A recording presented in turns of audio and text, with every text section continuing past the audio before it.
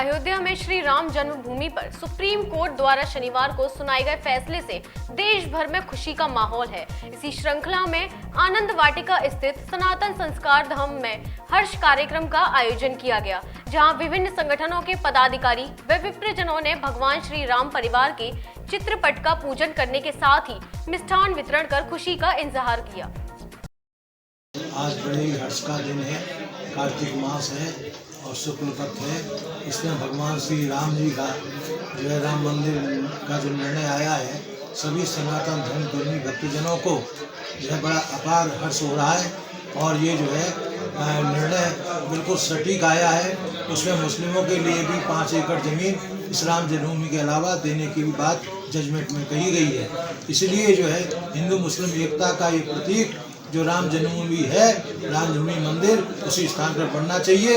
इसको सभी कुछ मुस्लिम लोग भी चाहते थे, लेकिन कुछ मुस्लिम जो अराजक तत्व के रूप में थे वो चाहते थे कि राम जन्मभूमि राम का मंदिर न बने और हमारी मस्जिद का निर्माण हो, जिसको कि सुप्रीम कोर्ट ने खारिज कर दिया।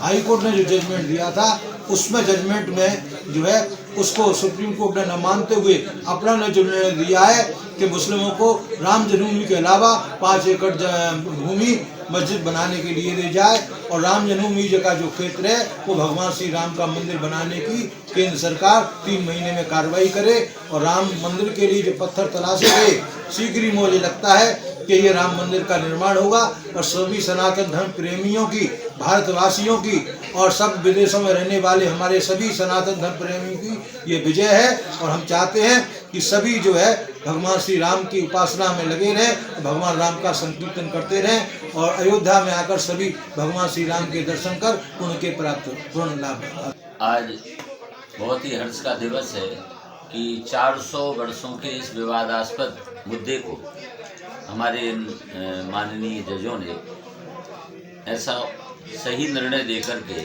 आज एक सही दिशा में पूरे राष्ट्र के, हमारे राष्ट्र प्रेमियों को एक आनंद प्रदान किया है। लगभग 400 वर्षों से जो विवाद इतनी ऊहापोह में था, जिसको लेकर के परस्पर वैमनस्य की कई बार स्थिति बनी और 92 में तो वो स्थिति बनी कि उस बाबर के द्वारा बनाए हुए ढांचे को ढहाया गया, उसको लेकर के भी और बहुत विकृतियाँ पैदा हुई। लेकिन जो भी हुआ, लेकिन कुल मिलाकर के जो पहले हाई कोर्ट ने निर्णय दिया था वो विवादास्पद था। 3 जगह वितरण नहीं हो सकता था जमीन का, लेकिन सुप्रीम कोर्ट ने दूध का दूध और पानी का पानी कर दिया है और संपूर्ण जनमानस को, दोनों समुदायों को, सभी संप्रदायों को इसको स्वीकार करना चाहिए, इसका सम्मान करना चाहिए, ताकि हमारा राष्ट्र इन छोटी मोटी बातों को भूल करके आगे उन्नति करे, अपने मार्ग पर अग्रसर हो। भगवान श्री राम अयोध्या में उनका अवतार हुआ था, जन्म हुआ था, लीलाएं उन्होंने की थी, अयोध्या के ही थे। इस बात को सुप्रीम कोर्ट के सभी जनों ने एक मत से स्वीकार किया है।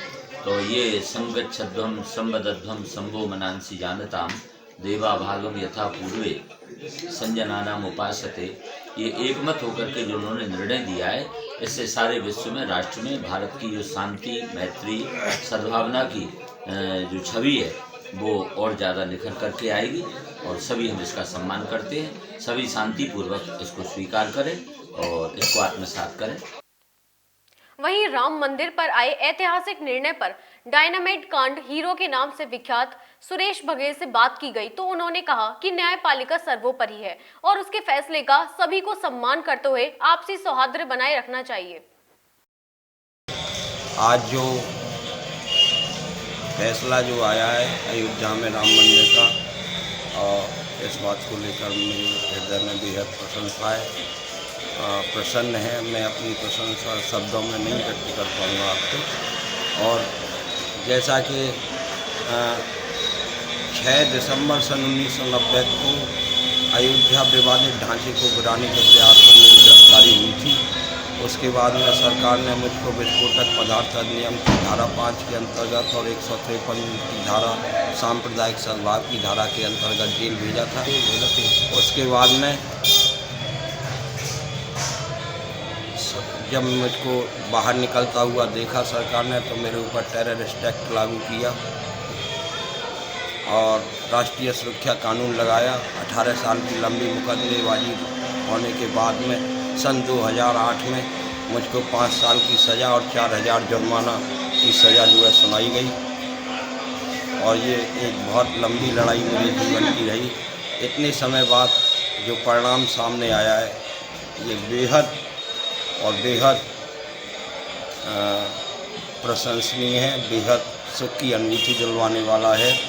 देश न्यायपालिका के निर्देश के अनुसार चलता है और सभी को न्याय व्यवस्था में आस्था रखनी चाहिए।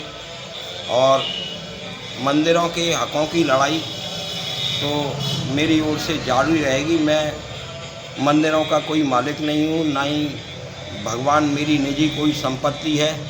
ये मंदिर, भगवान, धर्मस्थल सभी समाज की संपत्ति है।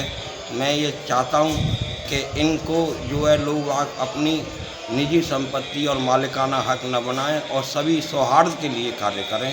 ये धर्मस्थल एक आस्था के केंद्र होते हैं, चाहे वो मंदिर हो या मस्जिद हो, कोई भी हो, सबसे मैं सौहार्द बनाए रखने की बेहद अपील करता हूँ और हमें इस फैसले का सम्मान करना चाहिए सबको। आपने इतने साल तक केस को झेला और आपने जो है लाखों रुपए इसमें खर्च भी कर दिए, पूरा परिवार आपका जो है इसमें खंडित भी हो गया, छिन्न भिन्न हो गया, तो उस पर आपका क्या कहना है?